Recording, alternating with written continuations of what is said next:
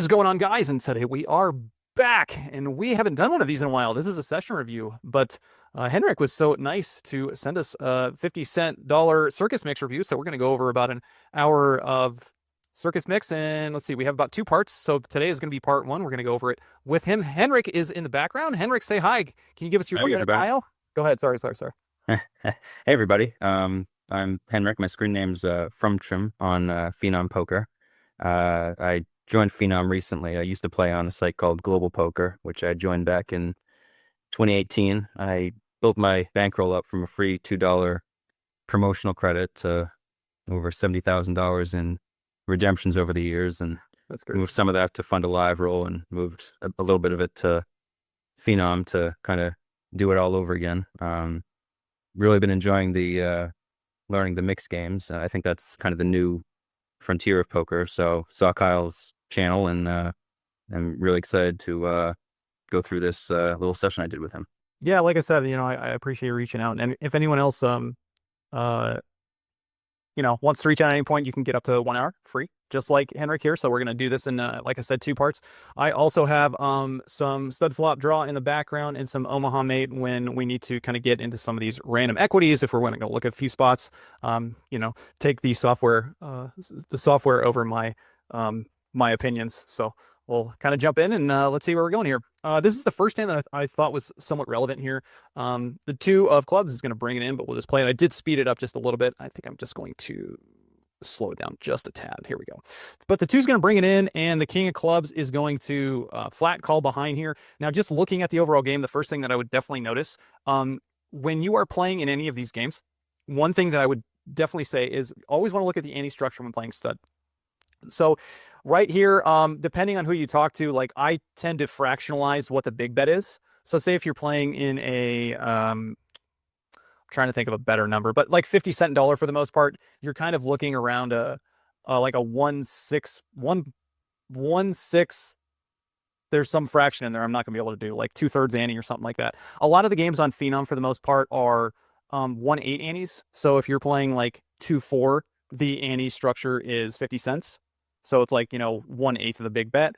This one's just a slight bigger because obviously a 1/8 ante structure in dollar is like 12.5 cents. So 15 cents here is a little bit bigger. So we should be playing just a couple more hands, but like it's not going to make that big of a difference. But definitely one thing to take notice is like how big the ante structure is. Some of the tournaments you'll play, like sometimes you'll be playing like a 1/5 ante structure, and then like later in the tournament you might be playing like a 1/8 ante structure, even like sometimes a 1/10 ante structure if Alan Kessler has his way. So it just really kind of depends for the most part. But yeah, let's jump into this first one here. Deuce brings it in, 10 calls, and the 5 of spades is going to complete. Now, one thing that you did that I really appreciate is you in the background here were kind of annotating it. And as I was going through some of these hands, just kind of like looking briefly, you saw this, you're like, why did this king limp? And then this guy raised. It's like, here in this situation, I would say that you kind of said out loud, like you think your hand's a fold. I think your hand is a play here. Now, whether you want to call or two bet, that's kind of up to you for the most part. I don't really have a strong opinion on both. Usually, if I'm going to play in this situation and I have an ace in my hand, usually that's kind of the differential for me to go ahead and two bet. One of the things that I do want to pop up in the background, because I have this.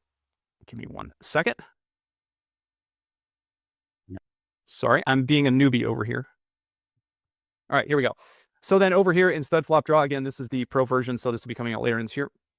But if we give the 5 of spades, like kind of like what we think is a range here to kind of go for the steal, some suitedness, even if we kind of cut like some of these out, but for the most part, like a lot of the low combos, some, like suited, obviously, like there's 6-3 of like spades, etc. And then like a lot of the ace combos for the most part.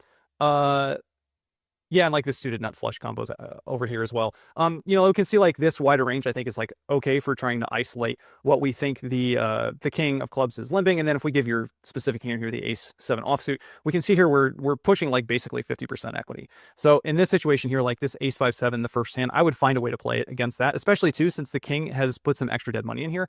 Like I think you're incentivized to kind of like drive him out of the pot. Now, a lot of times when people do limp, especially at these lower limit games, they don't necessarily fold, but at the same time too, they're also playing a hand that probably they shouldn't be playing. So you're just kind of like jamming up the equity in the situation where you have an equity edge. So let me bring this back over here. So is it generally better to be aggressive with a hand like this, or to play it kind of multi-way and try to try to Um, pull in a low? you What's know, your take it's on a that? it's a very good question, and I think it just really depends on who you talk to. Um, you can kind of play this like different, right? Like if you have three to like if I have it doesn't mean like if I have three to a wheel here that I'm raising every single time. Like I think like a 3-4-5 combo or reduce 4-5 combo or something along those lines here is like just find a flat call.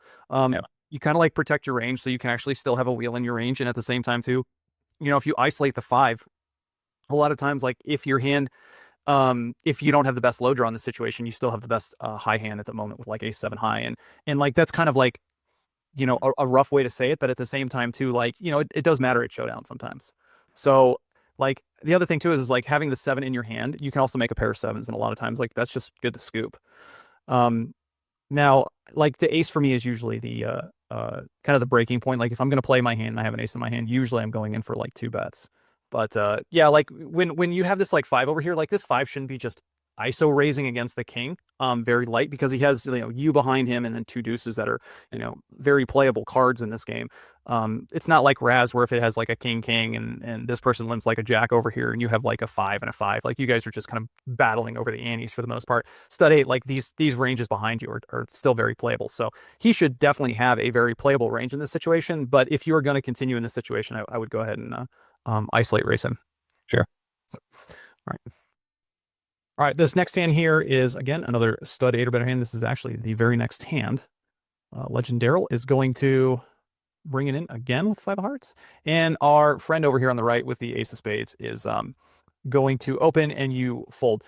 Now this is a little bit different situation because I think in the last hand you would expect that the range when he had the five of spades, his range is actually probably supposed to be a little bit tighter. Someone's already entered the pot. There's three low cards behind that can play in this situation. Here in Study Eight or Better, a lot of times, especially in a six-handed game, when an ace opens, you're going to see a lot of stealing.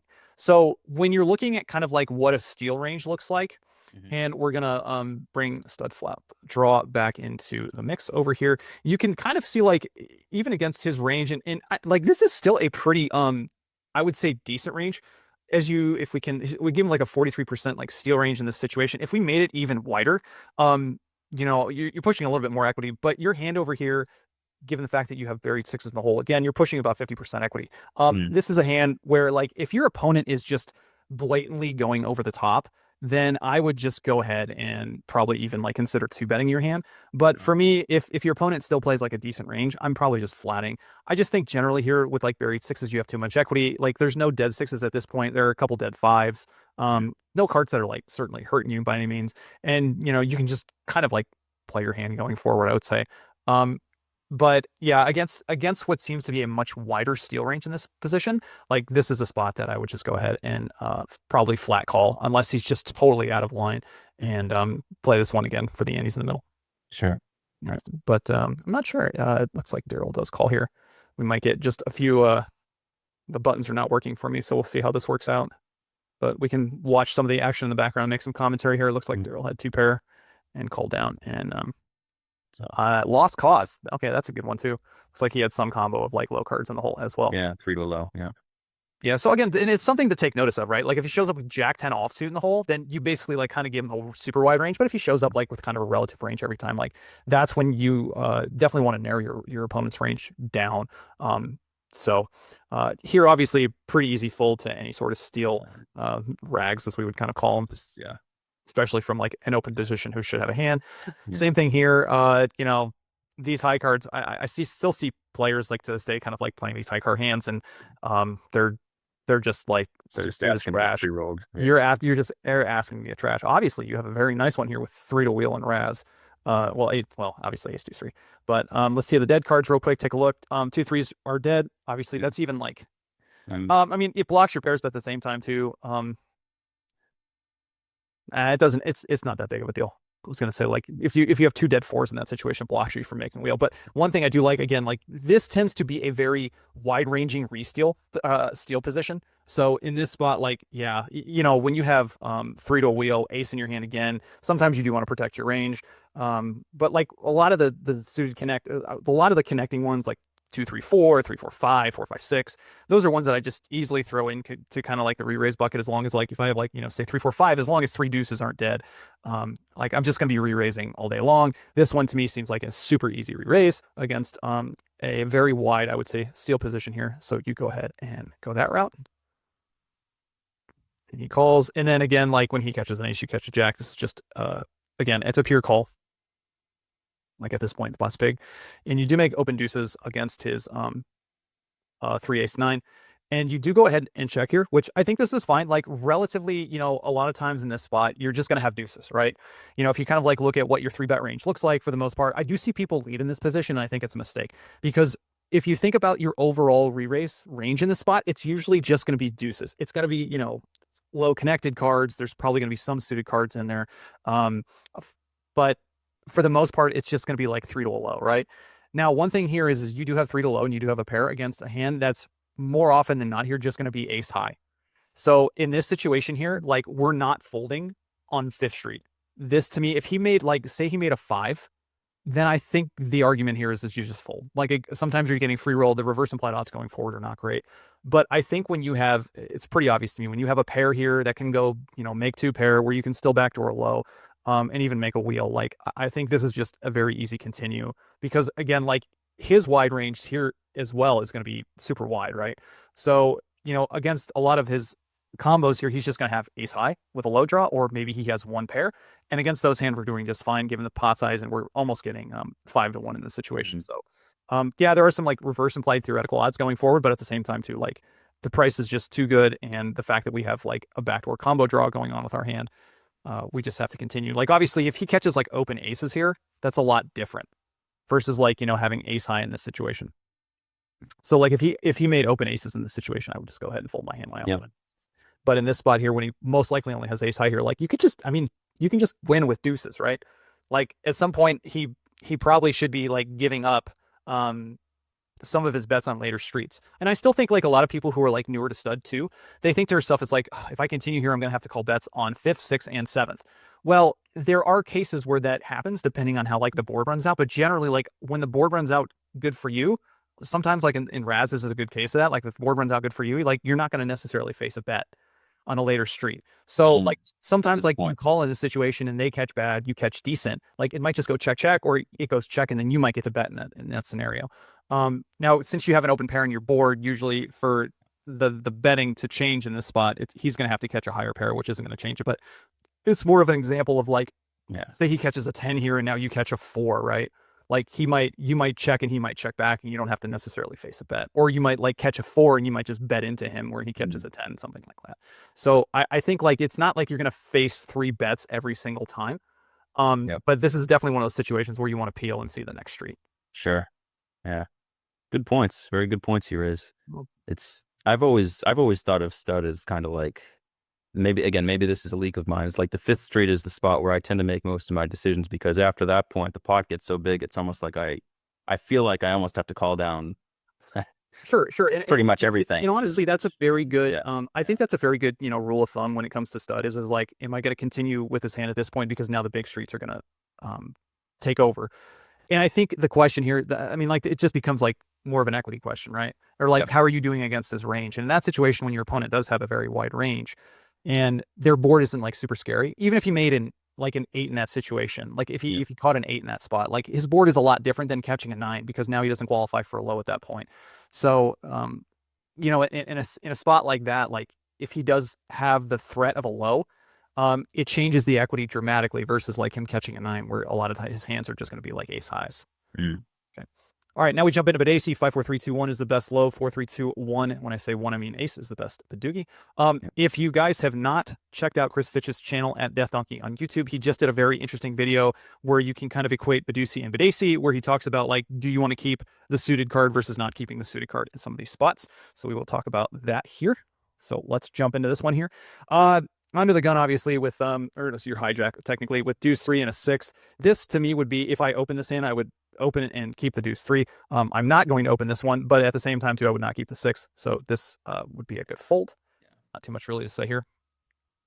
All right, now this one's super tempting. I was 3 aces under the gun. Blocking everything. I know. Yeah. I think one of the things, if you're newer to mixed games and your opponents in these games are not going to like be 3-betting you with like 8 Badoogies or because I mean, so obviously you're blocking some of their best continuing ranges here, right?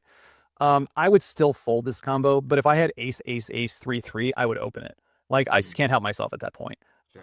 Even if I had like ace, ace, ace, 5, 5, I might still consider opening that one just because you're blocking a lot of their best continuing combos, and at the same time too, like if a lot of times when you make a 3 card, you're gonna have the best 3 card, obviously at that point. Um, I think a lot of people would just not be able to help themselves and just go ahead and open this one. But for what it's worth, I think this is a fold.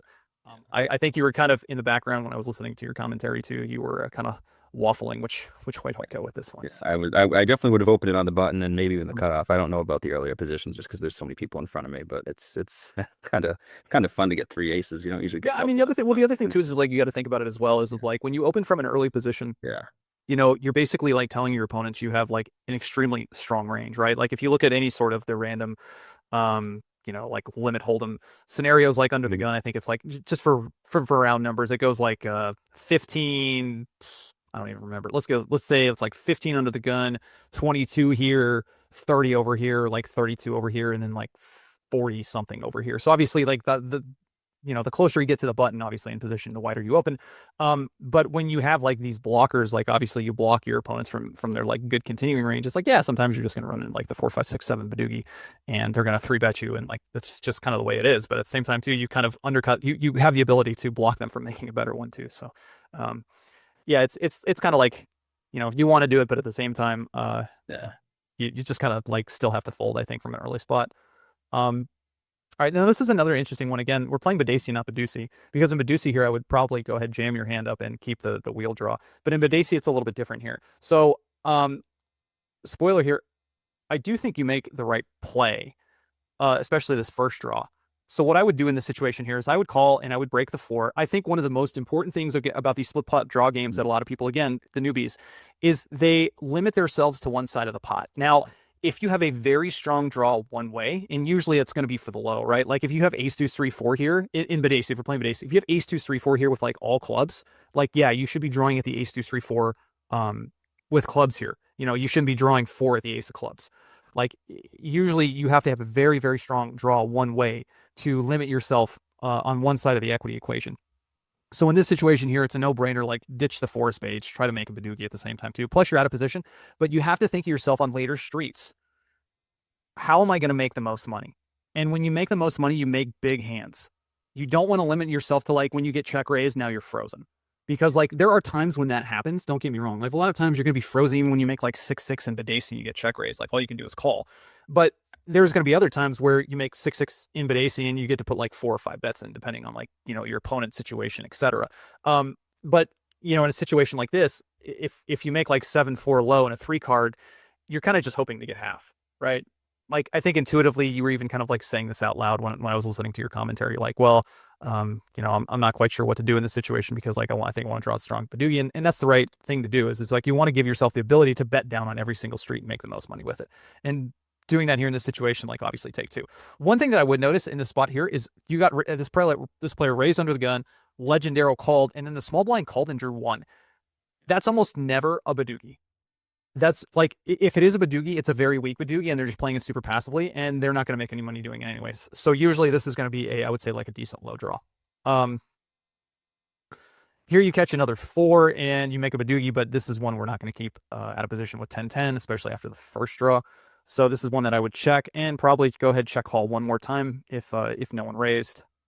If he bet in front of me with a one here, I probably would fold your hand because then it's you're kind of playing chicken with the players behind you that might raise you, and then if they do raise you, you're kind of like dead a lot. So this is one that I would have pitched had he let out, but it does check around, and he takes one, and this is a spot again. I would just throw away the four hearts, and you ditch the 10, you catch the 6. Okay, and again now it goes 1-1-1-2. Your 7-6 low here it's worth something, especially in a four-way pot, given the fact that like no one's bet and everyone usually in these situations start blocking each other's cards. Yeah. Right? You've seen a couple extra fours too, so that helps you at the same time. Um, Also, like your showdown with 2-3-7 is kind of worth not much at this point. So basically, you kind of have a one-way hand going for the low with 7-6-4. If I had to guess off the top of my head, where did this fall in the hand ranking? It's probably somewhere around like number 12 to 15. Yeah, So I actually tired probably around 15, I think. yeah, this So is like a bad eight and induced to seven, right? yeah, So yeah. now with that being said here, you you can't it's hard for you to break your hand to try to draw better to scoop Yeah. this pot. Like you have your equity at this point is basically your ace to five. So what I would do in your situation is when he checks, when this lost cause checks, I would go ahead and bet. I think at this point, like you're more often than not going to have the best low. Mm, You can generate some folds behind you. I mean, like theoretically, you could even like kind of turn your hand into a semi bluff on the river by betting and getting like a better three card to fold because you've thrown away a couple of fours too, right? So, and a lot of times, like players will start keeping bad doogies, like 10 doogies, jack doogies, queen doogies to try to get half. And in a situation like that, you can just kind of bet freely because like um, you're just like never going to get raised. And uh, I would just go ahead and I would go ahead and now once this happens, now once it plays out like this, yeah. um, again, like he either has a kind of a bad two-way hand, I would say, when he stands pat, or he's got like a good one-way low draw. I still think having the 7-6 blocking two fours, you have the best equity here, ace to five a fair bit. So I would just go ahead and pat behind once we get here. Okay.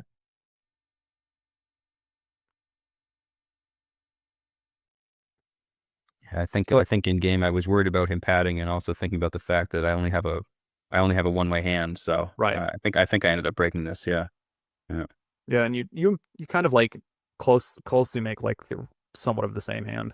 Yeah. Not exactly per se, but like close to it. And then when this player bets, okay, yeah, then it goes 2-2 and it goes bet call. A lot of times, like this is going to be, and especially if the other player does he call behind? No, he folds. Interesting. Because a lot of times you're like, I'm really tempted to call here with your low. The reason being is like obviously you don't have a Badoogie, but at the same time too, you've blocked two fours, a six, and now you've caught a seven and an eight, and they both took two. So a lot of times what's going to happen here is they just made a Badoogie. They made a Badoogie and they're calling.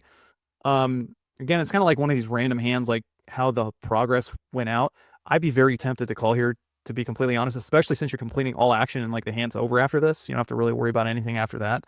Um, I think it's close, to be completely honest. I'd probably just throw the chips in and be like, all right, whatever. Looks like he makes a pretty big hand here with the Yeah.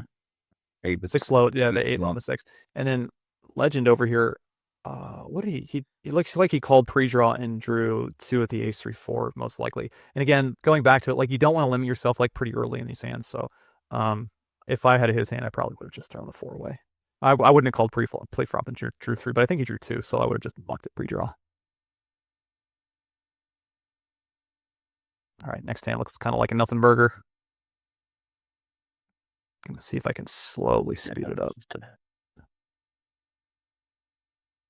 But we can it's always nice to see your opponents. Like obviously going back over these videos sometimes, it's just nice to see what they have. Yeah, that's another big hand, 7-7. Yeah, seven seven's what I generally try to shoot for in Vidacia is like a scooping. Yeah, I mean more often than not when you get 7-7 heads up, you're gonna have a very high probability of getting the money in. Yep. Drag it a little bit. My hotkeys are not working like I want them to, so it looks like they're gonna chop that one there too. Yeah, and again, going back to this one here, like if it folds to you, I don't mind opening this one from the cutoff here with the ace three blocking the extra four. Again, like if you kind of start to think about like what the bottom of your range is, this is probably what it should look like. Agreed. And at the same time too, you're not pushing necessarily that much equity, but and also too, like when you're trying to learn the games, kind of exploring, I would say like some of these situations, from like later position and trying to figure out what to do. Like at a 50-cent dollar game, that's probably a good thing to do, right? Like get in some uncomfortable spots, especially if you're playing like 50 cent a dollar, because like obviously if you're learning like at a 10-20 and like it like that type of money means something to you, like it hurts. So I would definitely say if you're trying to like learn the games at a lower limit, play around with explore like your ranges a little bit. But yeah, when it opens in front of you, just That's a good point. Yeah, cheap lessons. So okay to do some of the marginal stuff sometimes. Yeah, you need to make the good fold here. Daryl calls. Yeah.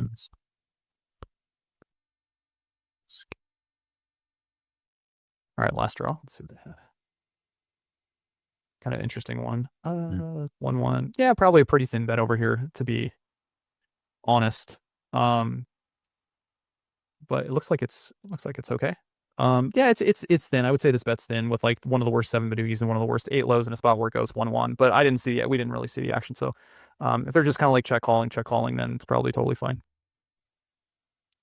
All right, Badoogie, 4-3-2-1, all different suits best hand. If no one has a Badoogie, or if someone has a pair in their hand, the best 3 card's going to win.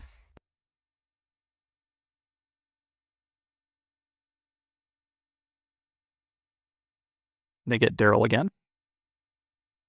So here, yeah, and you were kind of like mentioning what your range you think looks like under the gun. For the most part here, I think like your best three cards that you're probably opening from an early position actually should probably be something along the lines of like I would say good three card eights. Actually, one thing that we can do over here is if I pull up, give me 1 second. If I pull up stud flop draw, one of the things that you can do, you do not have to be a you can get this for free right now. So if you just tell them Learn Mixed Games sent you, then you can get access to the alpha version. So you can see in this situation here, like, what do we think like a top 16% range looks like? I think that's the equivalent to limit hold'em, kind of dependent on your game, but let's say 16 to 20, right? So 16 over here, the worst three cards that it's opening from early position are 8, 4, 5. That's basically the worst one card draw is opening under the gun. There are no two card draws as you can see over here. And if we jump it up to maybe say 20%, it does open some of the nines that are like convertible, like 9-4 deuce, obviously. Yeah. And we can even like go over here and see like what are the combos like 9-2-4, 9-3-2, 9-3-2, etc. So again, like something playable in that range, but for the most part, like for me, I'm usually playing the eights that are convertible. And if I look at something like that, like top 14, I think is totally fine. So yeah. I think that is a good place to start for. And again, if you tell them Learn Mixed Games sent you, then you can get access to that for free. But since you had mentioned that in the commentary, I definitely wanted to pull that one up as well. One thing that I would say is the next hand. So yeah, the next hand over here, we do have ace 8 in the big blind, button opens, and you fold. I do think like, given some rake scenarios, like defending like some rougher hands like this with ace 8 up there, given the fact, now, I would not defend like an 8-7 here, but you want something that you can, still make a good three card with, right? And having an ace in your hand gives you the ability to make a good three card. So when button opens in this situation here, like I think this is actually quite close to a defend, and some people might call me nuts, but I'm pretty sure this is a one that I would just throw the chips in and say, come get me, boys. All right, this is a overrated PLO hand here that you have. Yeah. Oh, yeah. Very next hand, you're just dealt a 10 Badugi on the button. You open and everyone folds. Nothing really to see there. You played that one perfectly. Right. Yeah, 9-7-4 here again. If we kind of go back over what we think the Badugi ranges should look like in this situation, we're kind of getting close, right? Like if we look at what the full ring, I'm not gonna look shorthanded, but we'll say like something like maybe 26% over here. 9-6-5 is kind of getting close. Even if we bump it up to like 30, 9-6 deuce, I am folding the 9-9-4-7 for what it's worth. You can see there are some of the combos of like the D2s from over here. You're basically your ace 4, deuce 4. I wouldn't now here's something I want everyone to take with a grain of salt.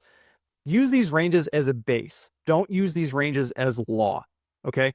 Because like if you start to open, this type of hand over here, like the 9-4-7 or the 9-6 deuce,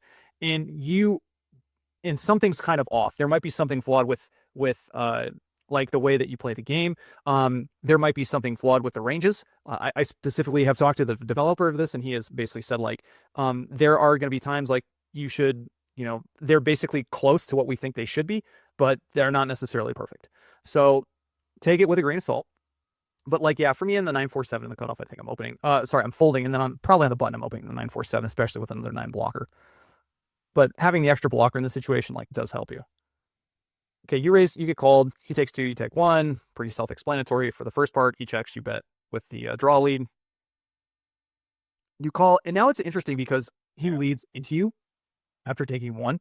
And you have like really no significant blockers in this situation, meaning like it's not like you've seen a couple aces, meaning like your 3 cards probably better than his. You've seen kind of like these high cards, like these 9, 9, 6, 7s, 4s, like stuff. Now you finally catch an ace, now you catch a 4. But the point being here is like a lot of times he's going to have the best 3 card, and at the same time too, if he doesn't have a Badugi. Now, if he has a Badugi in this situation, you're not necessarily you're in pretty bad shape. We'll just say that because again, like these equities for the most part run very close to like limit hold'em. So the person who has the edge right here is going to have a pretty significant edge. One thing that is going for you at least is you kind of got off your 9 draw, because if you had your 9 draw, I would just fold here. Given the fact that you do have a 6 draw, I think it's a little bit closer, but you do say something in your commentary again, based off the fact of like, if I have the worst 3 card here, it's bad. Now, if I have like ace 2-7, ace 3-7, something along those lines, you can reduce in this situation here and make a better 3 card and still scoop this pot if he does have a 3 card.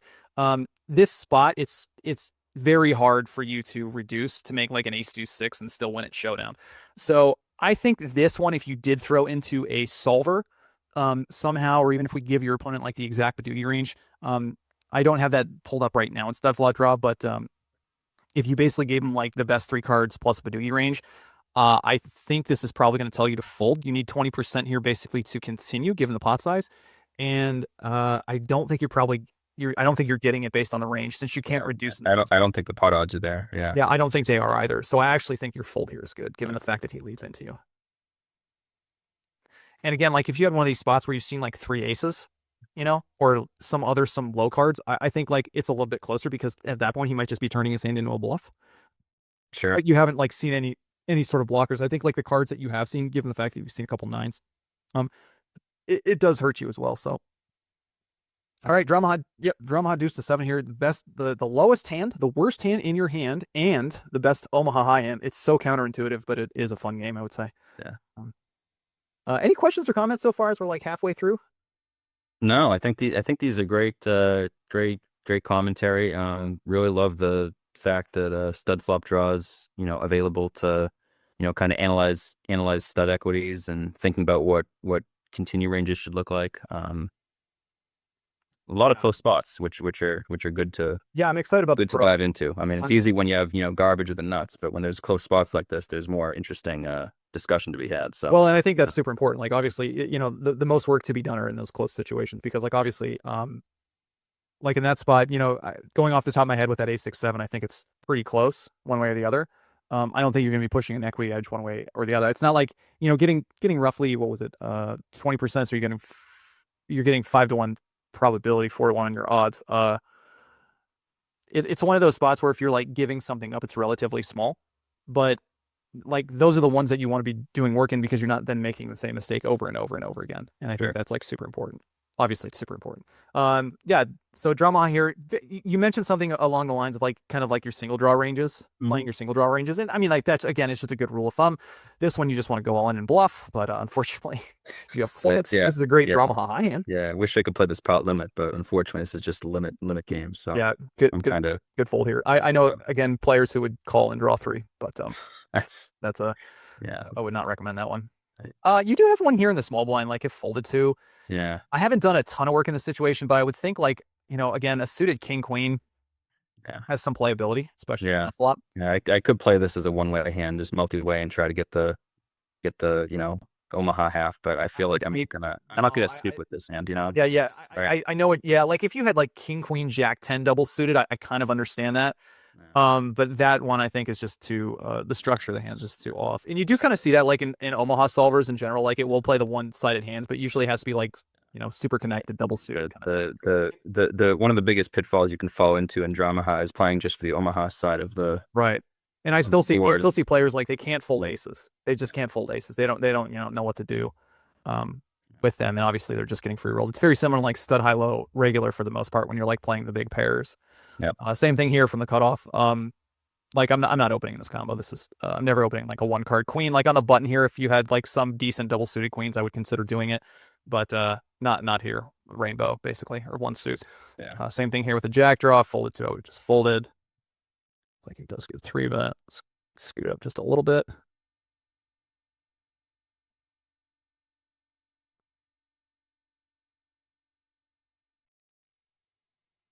And I think both players played their hand fine.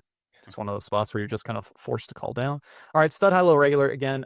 The best way to explain this game is there's always going to be 2 pots, just like Badusi, Badesi. This is a non-qualifying split pot game. So the best ace to 5 Raz hand is going to get half the pot, and the best stud high hand is going to get half the pot as well. The big pairs in this game for the most part are pretty much unplayable. There are situations where like you might have a buried big pair, or you kind of like get in for relatively cheap, but for the most part, like this situation here, you'd kind of be, I wouldn't say licking your chops given the boards and stud high here, but this is a hand more often than not like stud high you would be playing. But obviously stud high low regular here, you're just getting free rolled up the wazoo. This one's question for you. What would you do in this situation, stud high low regular, if you had rolled up jacks? Jack. It's a one-way hand, but it's it really depends. I think it depends on the limit, and it depends on the game you're playing. I think this is a great question, and the reason being is because if you're going to get heads up, you're just going to be getting free rolled more often than not. You're going to hope that your opponent makes 3 pair, and that you hope that your trips hold up without making a full house. Yeah. But then at the same time too, more often than not, that other low hand is going to be free rolling you I mean, 90, I don't know, Yeah. 96.5% of the time or something like that. So if you're playing in a game like a 50-cent dollar game where your opponents might not necessarily be able to read your hand, or even like maybe in some of the 2, 4, 3, 6 games, you can get away with probably limping some of them, to be completely honest. But if you're heads up, like say you were the brigand here with this jack of diamonds and the 7 raised into you, I mean, you just have to be super sad and just fold. There's nothing else to do in that situation because you're just getting free rolled. Yep. Now if you're in a if you're in a complete steal position, like say a deuce opens into you and you have jack, jack, jack, that's a little bit different because again, their range can be so wide. But like say that now the 7 here like technically opened into a king and a queen and a jack, so technically like say it opened into I don't know. Say you had a king, king, king. King, king, king's kind of a bad example because again, like you're just gonna get free rolled so often. But if you're in a position where your opponent is just raising and their range is incredibly wide, like that's a scenario where it actually makes a little bit more sense to play like kind of some of the big rolled up pairs or some of the big rolled up hands. King, king, king is one that you just hope to go off multi-way, but the problem is again, you're drawing straight at a king low. Yeah. Same thing, like right now, like if you had jack, jack, jack, you're drawing straight at a jack low. And you're just hoping to get half more often than not. But in a wide range situation, it would be a lot different. Maybe in the future, what I'll do is I'll throw it back into stud flop draw and kind of like see the difference in equities versus like a decent range versus like trip kings versus like trip jacks or like trip tens or something like that. But like trip tens, trip nines, those hands are a lot more playable because you can make a 9 low in this game and scoop.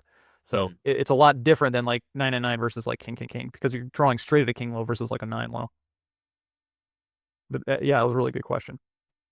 Um, Here, this is kind of an interesting one. This is like it really just depends, I think, who opens here. If now, so again, like the 2 and the 3 opening in this situation, it had they opened, I probably would have folded this hand. Since the 6 is again opening into a very like this 6 here is probably opening, I think 100%. Yeah, I would agree. Yeah. So let's do this. I'm gonna scroll just a little bit back here. So 16. Let's go right there. Play this. Okay, we're gonna pause this and we are going to let's see here. We're gonna go back to stud flop draw.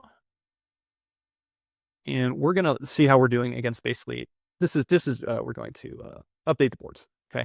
So we're going to go to stud high low regular. If you're looking specifically, we're gonna throw out the deuce of clubs, the 3 of spades, the jack of spades, and did that wrong. Sorry, dead cards are the deuce of clubs, the 3 of spades, the jack of spades, and then it's going to be the king of diamonds here. And then hand 1 is going to be the 6 of spades, and then your card is the 10 of hearts. So one thing, again, one important thing to think about is range construction. Deuce. I hope that updates. There we go. It did update. So the 6 here has 100%, right? Your specific combo is the A7. So if we're just going to narrow this all the way down basically over here, and we can I cannot wait for the code. Whoops, that's not what I wanted. Give me 1 second. I'll update it again.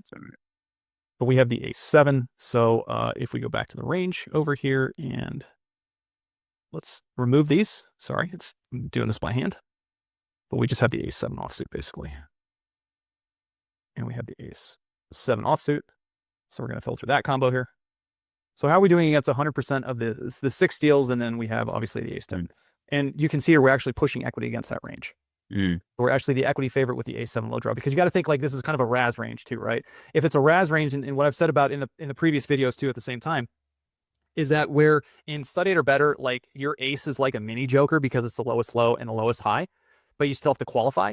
The ace in this game is the supreme joker because it is always the lowest card and it's always the highest high in this game.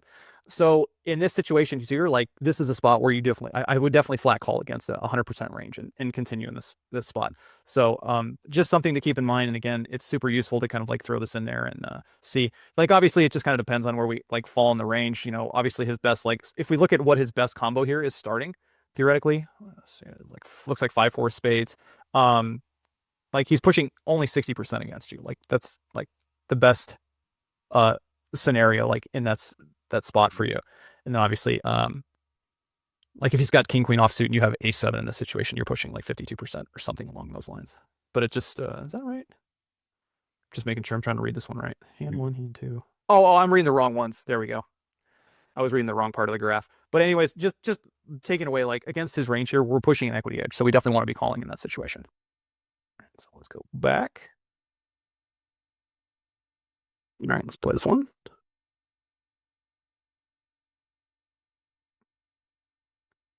But yeah, I think a lot of ways to think about this game too is just like think about it think about it as a res structure. And like that was a good example there, right? Like he defended the king, he caught a queen, so more often than not, like if you catch a queen in that situation, whatever your hand is you're probably folding because now like he's suited with a suited 6-7, he's in a really bad spot. And like had I had your hand with ace queen and he catches a suited 7, I probably would have just folded too.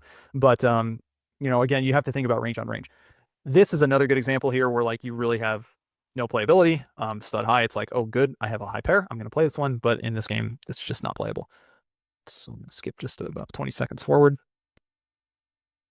The same thing here, not playable. Excellent fold. But I feel like in a lot of those wide range situations, you should be defending like more often than not with a lot of your range. Yeah, we're folding here.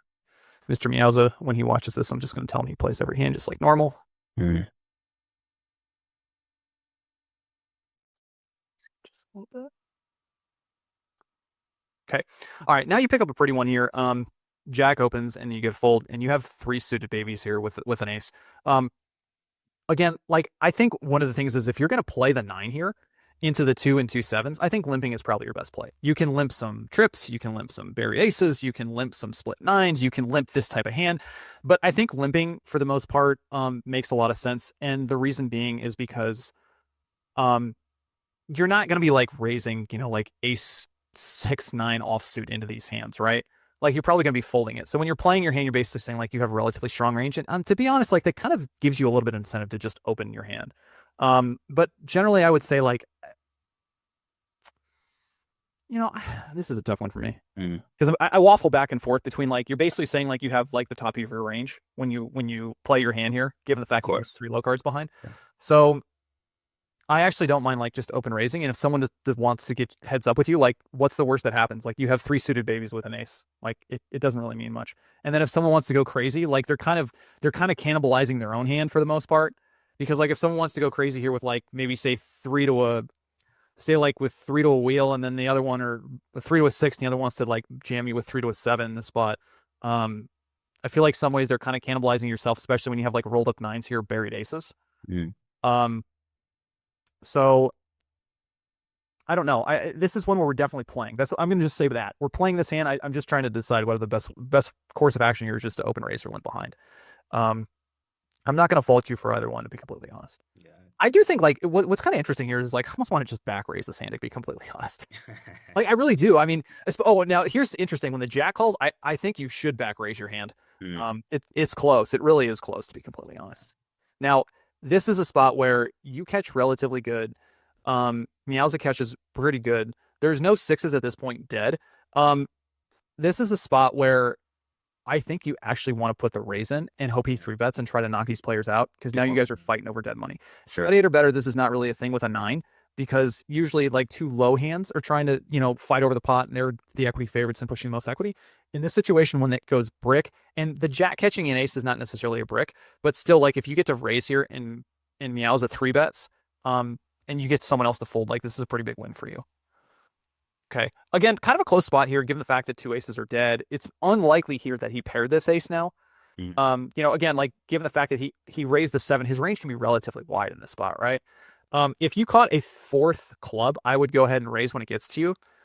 I'm not quite sure. I don't remember what happens here. I feel like Owl should fold. He does fold. Yeah, I think they both fold. Oh, okay. Lauren called. I probably called to just keep. Yeah, I think calling here. I think calling here is totally fine. The reason being too is like a lot of the jack continuing range is going to look like a 4 flush, or like an ace in the hole, or like 2 babies, something like that. So, I think calling here is okay, especially staring at like a 3-card 7 with no immediate way to win the hand. It's not like you have a straight draw or a flush draw. You can go on the next street. Now this changes a lot. You make a 6 low here, and Meowza bets. Now I think more often than not here he's just betting his board. Right, like his board is pretty scary. I mean, like if he had 8, well, what's the hand he would check here? 8-4, like maybe 8-4 he would check, but generally, like he's basically saying like I could have a straight here. Yeah. Even if he does have 3-5 though, you have a better low. Yeah, so, exactly. So you have a better low in this situation. Do you have a better low? Oh no, you have the same low. Sorry, I thought you had a deuce in your hand. You have the same low as him, but I mean, like here's a 3-5. Here's a deuce 5. basically like blocking him from actually having a better low than a 6. So when it gets you here, and one thing you did in the commentary is like, Lauren here could have a wheel over here. I think it's impossible. It's unlikely, It's right? very, very unlikely. Like he has to have the 3-4 hearts to make a lot of sense. A lot of again, the combos are going to be like some sort of ace in his hand. So I think you just have a very easy race here with a 6 low. I think like generally, like if you just wait to make 6 lows and raise, usually that's just going to be a He's overall doing good it right. strategy. Okay. And when you make the 6 on the river, like again, you're blocking some of those better combos of lows. I think he does Lauren call here. Lauren does call. Yeah, this is tough because like obviously I think he should have raised the previous street, but Yeah. I probably missed out on a couple bets here, but yeah, I mean I think I still raise with a 6. Like, I mean, I will say like he's representing some decent strength here, betting into like 3 wheel cards and like 3 to an open end or 2 at the same time. So, um, a lot of times you call here, it's just going to be like 3-5 or maybe some sort of 6 low, aces up, kind of makes some sense, I would guess. But there's aces up. And again, we go back to these like buried kings, and these buried kings are just getting free rolled like all day long, especially with a jack kicker. It's a lot different if you have like kings with an ace kicker because like you still have some low. But if you have like kings with a jack kicker, again, you're drawing at a jack low immediately. That's the best low that you can possibly make. So yeah. Yeah. So I was moderately surprised to see the King Jack 4 starting early on there. I mean, to me, that's just a fold. Well, so one thing about Phenom, don't forget. Let me Yeah. go back here because I want to see what the combo was of the King Jack 4. So he didn't have the king. Most likely, he didn't have the King Jack 4 here. Yeah. Phenom shuffles your cards, so your Oh, cards aren't interesting. shuffled, but your opponent's cards are shuffled. So it's almost 100% likely here he had the split kings with the jack. Interesting. I Yeah, see. yeah. Okay. All right. It shuffles the cards for you when it gets to showdown. So you don't know which. Technically, you don't know which your opponent had. Oh, okay. I did not realize. Like theoretically, here Meowza could have isolated raised you here with like a 6-10. We don't know that if that's the case or not, but it's possible. Sure. All right, Badusi here. 7-5-4-3-2 is the best low. 5-4-3-2 is the best Badugi. Very similar to Badesi in that fact, but totally different from the structure of kind of like what the Badugis are and what the hand rankings are. 3-5-6 under the gun is a definite open. This is good.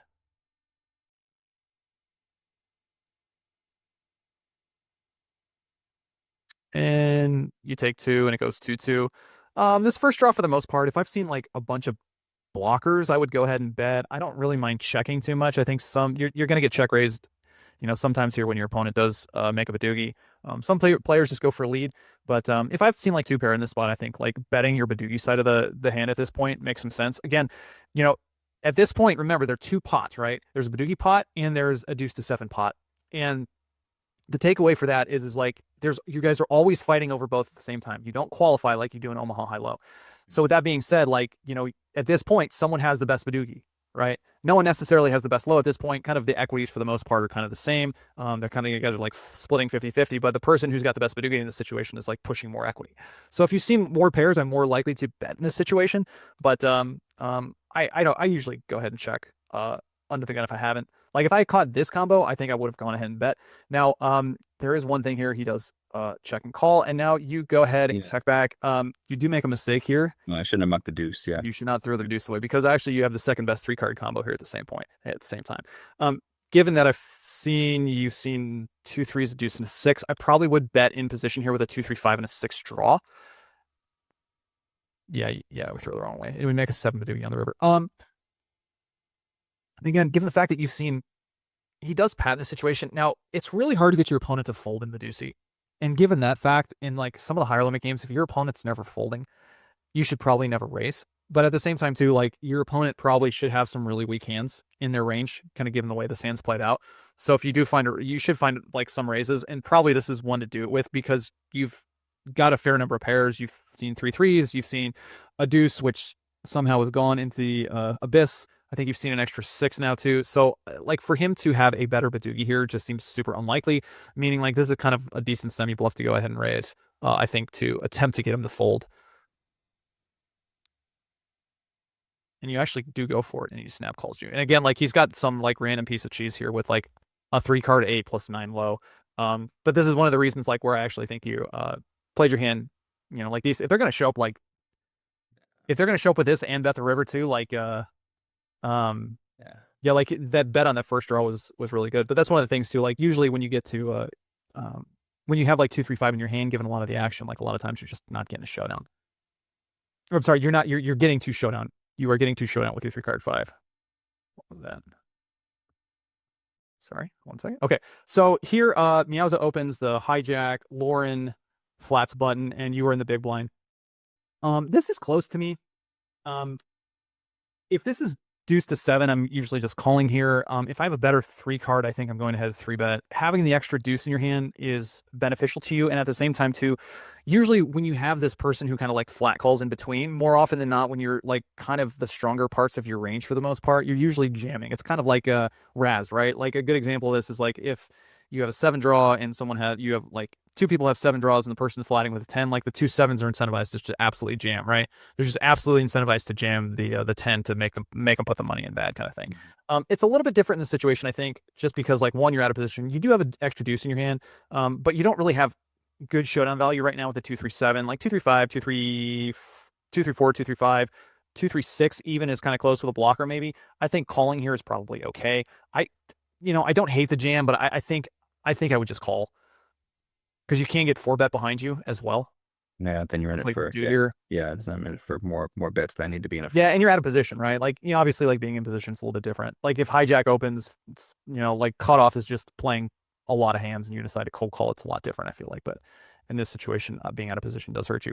Now, what's interesting is Meowza decided to 4-bet and take 2. When he does that, like his 3 card is, I mean, he's just got like 2-3-4, 2-3-5, maybe with some blockers or something like that. So something to definitely to keep in mind. Here on the first draw, you make an 8. It does go 2-2-2. This is one where I'm just checking. I'm checking a lot here in this situation, 2-2-2 out of position, because again, these players are incentivized in position to go ahead and bet. So you should be having like a fair bit of check raises. He does go ahead and bet, and you call. I would break the 8 for sure here. This is good. He pats. It's kind of scary. You make a thing, but you're never really calling here. You're kind of just sun, especially when it goes bet. No improvement. So yeah, I just Yeah. fold at that point. Yeah. There is definitely a pot size in which like you check call draw 1 at the King Badugi, because like the combinatorics would say that, but this pot is not big enough and it's 3-way, so we're not even gonna like get into theoreticals here. But as we can see, Meowza did make a big hand. The double nuts there. Yeah. Yeah, not this. Pretty good. Yeah, it's a good hand. I wanted to see what Lauren had here at Showdown. I think he or she had 9-9. Yeah, 9-9. Again, like probably had something like a 3-card 6 pre-draw. But yeah, nuts hard to beat. Yeah. 2-4-6 in this situation. Again, it's a hand that I'm opening if folded to in the small blind, but not multi-way.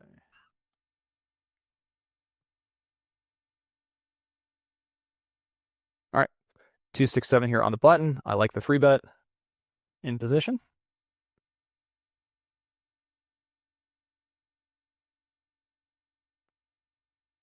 And it's going to go 3. And you're going to pick up a 7 draw with 3-card 6. I like betting here and taking 1. You are breaking correctly.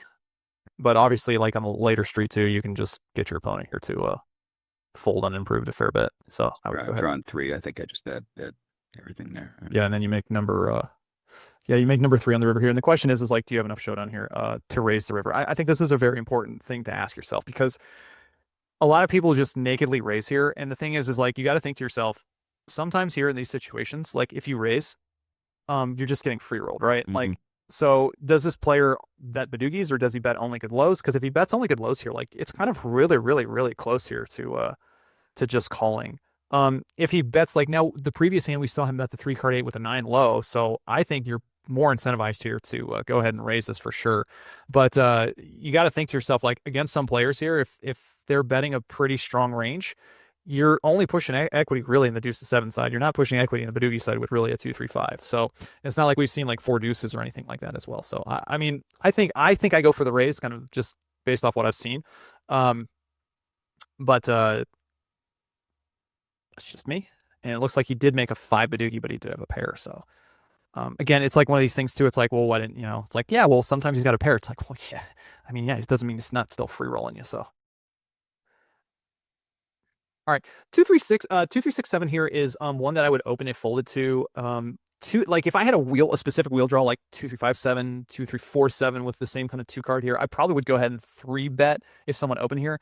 I think this is just really, really, really close. If you look into stud flop draw, there are kind of like really borderline hands that look like this, but I think you just kind of want wheel draws if you're going to play like this triple suited kind of this hand.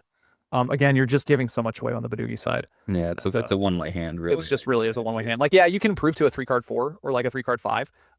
Or you can catch, like the 6 of spades and kind of reduce to your 3 card there.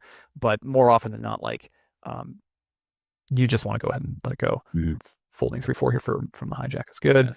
Yeah. Skip just a little bit. Maybe on the button I open that, but that's fine. 3 4? Yeah, 3 4 on the button still. Yeah.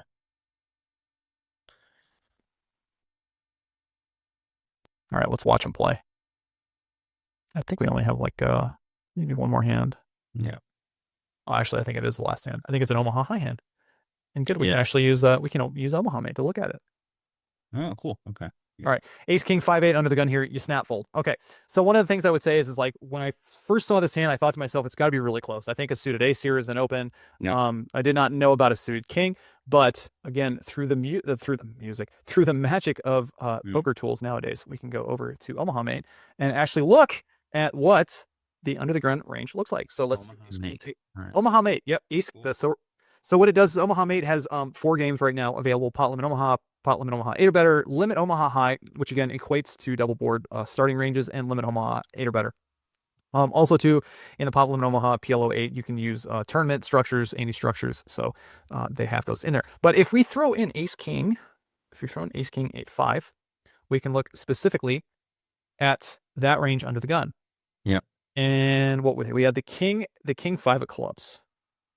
And we can see here it actually does open the king 5 of clubs under the gun. It's a small winner again. It's under 10 big blind per 100, but it is winning for sure.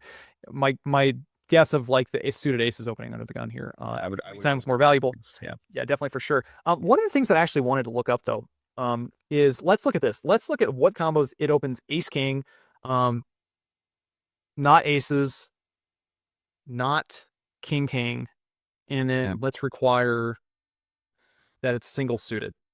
So I wanted to look at like something like this, meaning it's got ace king in its hand, not aces, not kings, and it has 1 suit. So what percentage of like that type of combo are we opening? And we're still opening 85% of those combos. We can see like it is folding some of the worst combos. My guess is like even like the ace king 6 deuce over here for the most part. It's probably pushing like neutral EV. Like I can't imagine opening the ace king with a suit under the gun is that big of a blemish. Unfortunately, we can't see the difference between like next best decision versus like folding, but it's got to be relatively close. And even if we like probably scroll down to like something like the bottom here, Ace King 4 deuce a little bit better. Ace King 6 3, yeah, kind of like break even. Ace King 7 3 again, like basically break even. So I got to think like one of those above is probably really close. But again, we're still opening 85% of the combos of like the ace kings without the aces or the kings with some sort of suit in the hand and just like folding obviously your worst combos. So again, kind of cool there as well. Again, if you use code LMG, you'll get 20% off the Omaha mate. I'm just throwing that in there because I totally can. All right, Henrik, that was part 1. That was the last hand. So how we doing? Any questions or comments after the first one? Excellent. Great thoughts. Really great insight. Really appreciate this so far. On this ace king 8 5, I was back to your Omaha mate. I'm interested, like the some of the stuff it opens, it says is like, zero EV open. Some of those are suited aces, which I would open 100% of suited aces personally for the ability to make the nut flush. But then like it's saying ace king 6 deuce with suited aces, the same EV as like ace king 8 4 with or ace king 9 3 or ace king 8 4. I mean, so you're talking about like these 2 hands right next. Yeah, exactly. Yeah. So what that doesn't mean that they have the same equity. What this means is what this means is like if you fold, you lose nothing, right? So like if you fold, if you fold, you have 0 EV. So if you look at something along the lines of like some of the times if you scroll actually all the way down to the bottom ranges, you'll actually see like a difference. You'll actually see a difference in like very close. Let's see if we find it. No, I can't do it right now. But basically, it means like you fold 0 EV means like you folded the hand.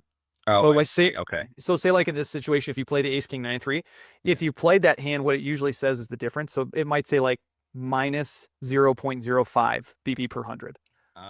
Okay. So that's what it would say if you played it and threw it over into the bet side. but it doesn't. Since this is the right play, it's just showing you like its EV is 0 because it folded and didn't put any money into the pot. Interesting. Okay. Right. So it does fold some suited aces under the gun then. It does fold some suited aces. And I'm actually quite surprised. Like a spinny sort of like ace king with a suit. But again, like, you know, take it with a grain of salt because like the ace king 6 deuce right here has 0 equity. But if you go down to the bottom of what like its opening range here is like ace king 3 sevens, you know, it's winning 2 per 100 kind of thing. So you have to think it's like relatively similar, like close to break even for the most part. That's one of the things that you can kind of deduce, I would say, experimenting a little bit. You know, like one of the things that I think is like the difference between like looking at a suited ace versus like a Badoogie hand is something like between 50 to 75 BB per 100, depending on like the hand type and what game you're playing. Sure. So that's one of the things that I think about when kind of like comparing one side to the other. But yeah, like this is just kind of a general, I would say, good concept to learn, especially now that like, you know, double board and limit double board in some of the mixed games is apparent because, you know, you weren't going to find too many limit Omaha high games out there. They do exist. I've played in one. I think you also mentioned that you played in one. But for the most part, double board has become more popular. And so like getting familiar with these ranges is super helpful. And again, use code LMG because I can throw that in there. All right, Henrik, we will do part 2 in the near future. Have not, we'll definitely like kind of pre-look to see how we're doing on some of the hands, but yeah, any sort of other takeaways at this point? No, that's just, again, fantastic commentary. Really, you really know your stuff. All right, well, thank you. And again, guys, if you want access to this as well, go ahead and record up to 1 hour Phenom, send it in. If you use code LMG, you get 2 free hours. So until then, Henrik, thanks for joining me. I can't wait to let's look at part 2 here soon. Good luck at the tables. Play well. Talk to you guys soon. Bye-bye.